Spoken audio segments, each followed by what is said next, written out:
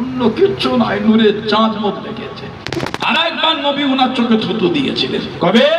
ওটা হলো খাইবারের যুদ্ধে।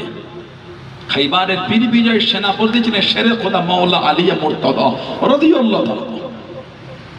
আল্লাহ নবী রাতে হজ করতে গিয়ে বললেন, আমি আগামীকাল এমন একজনকে যুদ্ধে ঝান্ডা দেবো, তার হাতে আল্লাহ পাক খাইবার ফতে করবে। যাকে ঝান্ডা দেবো তাকে আল্লাহ ভালোবাসেন, আমি নবী আমিও ভালোবাসি। সুবহানাল্লাহ বললেন না? তোমার ফারুক বলছেন, আমার জীবন অত আশা জীবনও করিনি ঝান্ডা পাওয়া, ওই রাতে যত আশা করেছে। আল্লাহ নবী ফজরের নামাজ পড়ে বললেন, আইনা আলী ইবনে আবি তালিব, আবু তালেবের ছেলে আলী কই?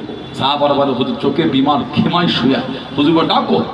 হুজুরের কাছে সালাম দিলে আল্লাহ নবী ঝান্ডা দিয়ে হুজুর চোখে দেখতে পারে। নবী বললেন, ধরো। আল্লাহ আল্লাহ শরীফ দুটো চোখে দিলেন, আল্লাহ পাক হযরত আলীর চোখ দুটো ভালো করে দিলেন। জোরে বল, আর একটু ভালোবাসে বলা গেল না?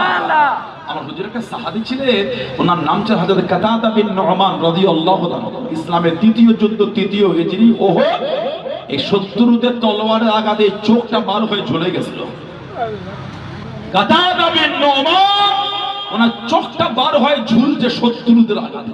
হুজুরের কাছে গেলে আল্লাহ নবী বললেন, দোয়া করে দেবো, ভালো হয়ে যাবেন, আখিরাতের জন্য থাক ভালো না। হুজুর দোয়া করে দেন।